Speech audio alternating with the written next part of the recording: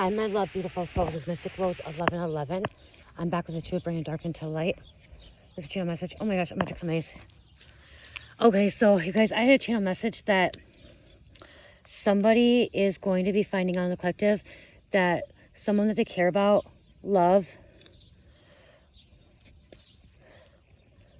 is getting some bad news about their health, okay? Getting bad news about their health. They're finding out that somebody they love, they care for, they could be related to or friends with or a family friend. Oh, I was big shipping. Oops, sorry, guys. That they're finding out that their loved one has some health issues, okay? This could just become like a suddenly finding out, okay, out of the blue. No one seen this coming. No one ever, I'm also here, no one ever thought this person would get sick this fast or their health declining. This is going to be a lot of hurt, okay? So family members are going to be hurt. They're sad because they may be finding out that they don't have much time. And this could be like a sudden health issue that just came out of the middle of nowhere, okay? Came out of the middle of nowhere. This person could have been really, really healthy, been taking care of their body, taking care of their health, and it came on like out of the nowhere. With what I'm getting, I'm hearing something about cancer, okay? Okay, I am getting that because like cancer just comes, like cancer. My mom had cancer. She was fine, healthy, and then all of a sudden she just had cancer, you know? And that was now back in 2013, 11 years ago. And she died almost 2 years ago this October. And like, it was just, came out of the middle of nowhere. And this was really hard, okay? It was really hard for me. And so I'm hearing it's gonna be really hard for you or your family finding this out, okay? This can cause some people to go into some kind of active addiction, or I'm hearing drinking a lot. And people grieve differently, okay? Finding this out, okay? Finding out that their loved one, someone they care about, somebody they're close to, is sick and ill. People grieve differently, okay? Even if they're still alive, okay? So grieving, okay? So finding out if somebody finds out that they have cancer or a terminal illness, it's still a grieving process because, like, you're finding out something that, they may not have much time to live. And that's what I'm hearing. They may not have much time to live. And they've done everything.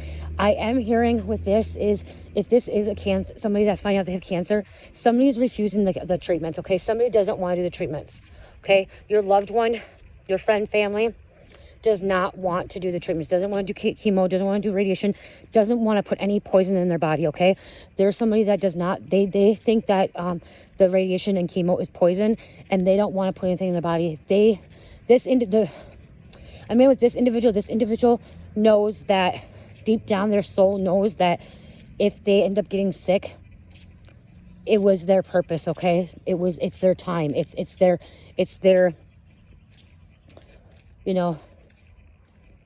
they know, they understand, okay?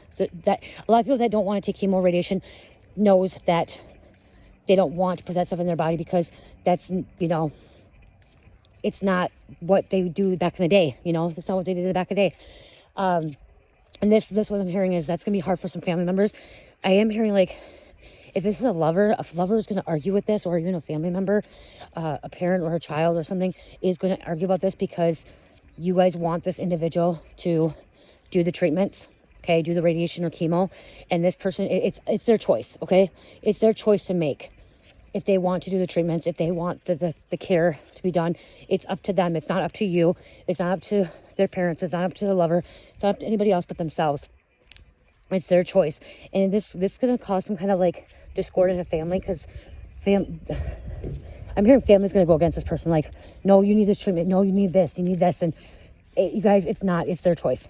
Okay, it's their choice. With this one, if this person doesn't want the treatment, they don't want the treatment. They know when their time is to go, it's their time to go. That's what I'm trying to get at. They understand the circle of life, okay? They understand rebirth, death, death, rebirth. They understand cycle of life. They've already lived their life, and they're not going to fight it, okay? I'm hearing somebody doesn't want to fight it, okay? Somebody may have already seen somebody else that went through it, and that's why they don't want to fight it. They know that fighting cancer it's rough, you guys. It's rough, and I firsthand can say it's rough, okay? Me being a daughter of somebody that had cancer for 9.5 years. It's rough, okay? It takes a toll on the family, it takes a toll on the people, okay? It separates people. It brings people together too, okay? So this could bring people together as well, okay? Coming together, spending their time with this person. This person may end up being hospitalized several times, okay? I'm hearing someone doesn't want to be hospitalized. They don't want to die in the hospital. They'd rather die at home with their loved ones. Okay, somebody doesn't even want hospice. Okay, somebody doesn't even want hospice. They just want to live the rest of their life happy, joyful, the way that they want to. Okay, this is them wanting to do what they want to do, and spirits tell me that, you know, we gotta allow that. Okay, if this is your situation, you gotta allow that with that person. It's their choice, and they have free will, and we can't force them to do things that they don't want to do.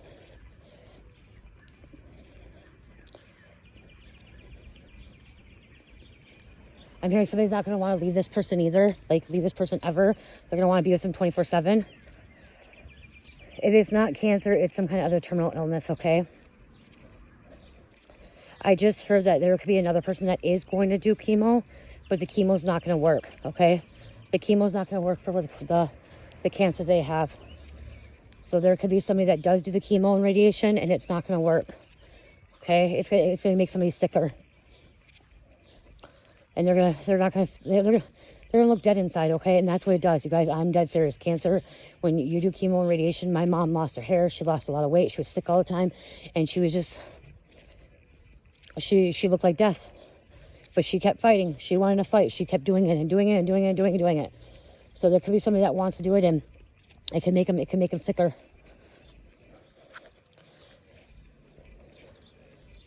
Spirit saying, don't be mad at them. Don't be mad at them for their choices, okay? So if this is the case, don't be mad at them if they make the choice of not doing it, or if they make the choice of doing it. Be there. I'm hearing be there by their side, okay? Whatever they choose to do, be by their side. Because they're going to need somebody, okay? I'm also hearing this person's going to need somebody to be by their side when they make these decisions. This could be also in a will. So this person may already have a will saying they don't want this.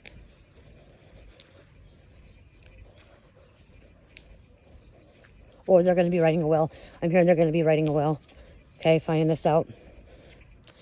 Okay, I'm hearing the ages between 40 and 60. Okay, but it could be before or after. Anybody can get cancer at any age. Okay.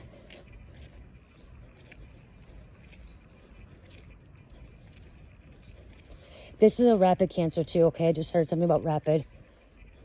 Progressive. So like it spreads like wildfire. Okay, I'm hearing spreads like wildfire. This person can't get surgery either. Okay, somebody cannot get surgery, because if they get surgery, it's going to spread like wildfire. The cancer will keep spreading.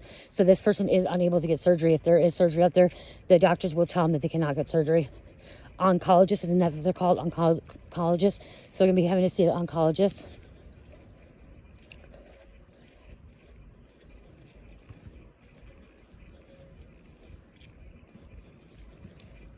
I'm hearing just pray for them. Pray for them so they don't have any more suffering, any more pain. You can still pray for them to heal. Okay, even finding out this person has cancer, Spirit's saying still pray for this person to heal. Okay, because prayer can go a long way. Prayer is very, very powerful. So praying for this person to heal. This could be something to do with like kidney failure, or like what's the other word? Something started with kidney stones, kidney failure, organ failure. Okay, I'm hearing organ failure. Somebody could be finding out this could have been caused from some kind of medication. Okay, I'm hearing with somebody, this could be select few, you know what I mean? This could be for just one person up there, but whatever caused this terminal illness, it could have been caused from some kind of medication they were on. Okay, some kind of medication. I'm also hearing this person possibly could have been sick too, because something about mold. Okay, mold in the home, breathing in mold, living in mold. Okay, that's what caused this cancer, is mold as well. You guys, microwaves cause cancer, you guys. Microwaves have radiation, so be careful with your microwaves. I try not to use my microwave as much anymore. I make my teas on a teapot now. I try to cook my food in air fryer or on the stove. Okay, I still do cook it in the microwave, just not as much as I used to, because microwave does cause radiation. And microwaves can cause sickness, and they also cause a frequency imbalance, okay? Microwaves are not good.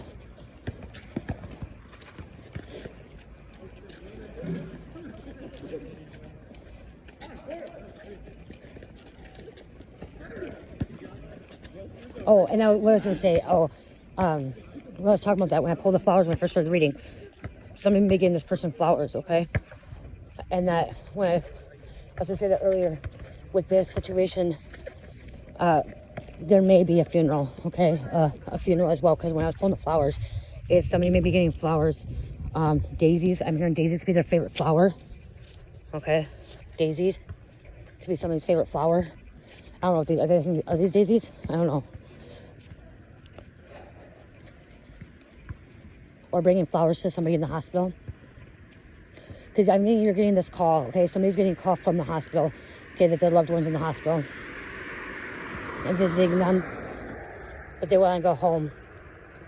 So I really do hope this message helps.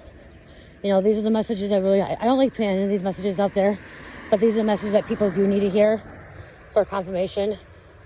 And like when I'm channeling, you know, because this happens all around the world, you know. People get sick every day.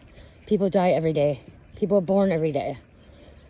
So I really don't like, you know, having to put these messages up there when finding out somebody's loved one is, finding out that they're sick or have some kind of terminal illness. You know, it breaks my heart. It does break my heart. Especially when I've experienced it firsthand and I've been through it. It threw me, when I found out my mom was dying from cancer, it threw me in a heavy alcoholism. Like, I was drinking nonstop. Every day after work, I would drink. On weekends, I would party. I would binge drink. Like, I would get sober, drunk, act stupid. When I found out, like, and I really think that my mom stayed alive until she knew I was sober and clean. Because, like, my mom died in 2022. Or it was 2021. What's it? 2 years. 2022, she died.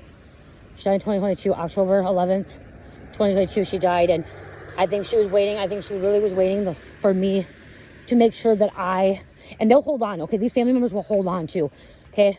Sorry, I just like to, they'll hold on. But what I was trying to say is my mom, I think she was holding on until she knew that I was actually completely sober and completely had my life together and I was on the right track, because I got sober in 2019 and everything, and I just had a baby in 2021 or 2020.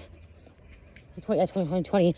And so I think she was just making sure that, like, she kept fighting and fighting to make sure that I got sober, clean, and I got my life back together. And I, you know what I mean? Like, even though she was a karmic mother, I still know that, like, deep down, I know that she really wanted to see me happy and make sure. And that's why I think she was fighting for the longest, is to make sure that I was good and wasn't going to go back down that path of drugs and alcohol and stuff like that. And so this could be this too. This person may try to fight and fight and fight until they know that you're good and you're safe. So, you know, that's another suffering for them too, though. Like, my mom was suffering, and I wish she would have I want my mom to stay alive longer, but with the way I saw her through, I wish she would have, you know, not been through all that suffering and that pain. What she experienced, especially when it went to hit into her spine, when the cancer finally spread to her spine, and she still was fighting it, it's like, looking at my mom, you guys, it was so hard looking at my mom, and, like, I just wanted her to pass away because it was so painful looking at how sick she was and dying, and she was suffering and in pain. Like, I'm gonna cry right now because, like, it's hard to talk about this because I didn't want her to die. I wanted her to be healed, and I wanted her to survive, and I wanted her to live longer. But then I didn't want to see her like that. I didn't want to see her, like, she was at like 98 pounds, you guys. And, like, my mom, like, she was small, but then she gained a lot of weight, and she was at like 160 before, and then, like, right before she died, she was at 98 pounds. Like, you know, she looked sick, and she was in so much pain, and they were giving her morphine, and they were giving her this and that, and she was doing chemo and radiation nonstop each day, you know. And, like, it was finally like I wanted to not see her suffer anymore and not be in pain. And so I just kept asking God to, you know, help her take away her pain and suffering. So I prayed a lot about God taking away her pain and suffering, and then, you know, she ended up leaving. So, you know, if you're holding on to somebody because you want them to stay alive and they're sick and stuff, like, sometimes it's better for them to go back home to source. You know, especially when they're they're in so much pain and suffering. And she was denying it. She was saying, oh, I'm okay, I'm okay, I'm okay. Nothing's wrong with me, nothing's wrong with me. No, I'm okay, I'm okay. I don't need anyone to take care of me. No, I don't need this. And she kept saying that over and over and over. And we knew, and we tried to keep putting her assisted living, but she fought. She fought and fought and fought. She's like, no, I could do it by myself. And then she died on my aunt's couch. She died on my aunt's couch. Like, my aunt came home from work when she was, the day after she got her radiation chemo. And my aunt came home, and she was not breathing. And my aunt started giving CPR. And when they got there, they would try to revive her. And they were giving her CPR for over an hour. You know, like, her heart stopped, and like they didn't know if it was because of her medication, like the radiation medicine and stuff like that. And I saw her the day before, me and Cherish did, and I knew she was like not gonna live much longer. I knew, like, I could see it in her, I could feel it in her, and like, and it was hard. It was hard, and getting that call saying that like she's gone, and I couldn't get to the hospital. I couldn't even see her. Like, when I got to the hospital, they were still doing CPR when I got to the hospital. Like, literally, they were just stopping CPR, trying to revive her, but she was gone. Like, and then, like, it was really, really sad, but it was, like, a relief as well that she's not in pain and suffering anymore. So this is something that you could be experiencing right now, and it's hard. I'm not going to say it's easy. And cancer sucks, and any terminal illness sucks. It sucks. And it doesn't matter if they're evil or not evil, or karmic or not karmic. It still sucks. It still hurts. My mom was only 55 years old, you guys. Like, she was 55. Like, she battled fucking all her 40s. Like, you know, so I do know what it's like when somebody finds out this news and gets this news. It's hard, it's difficult, and like, you just don't know. Some people just don't know how to react to it either.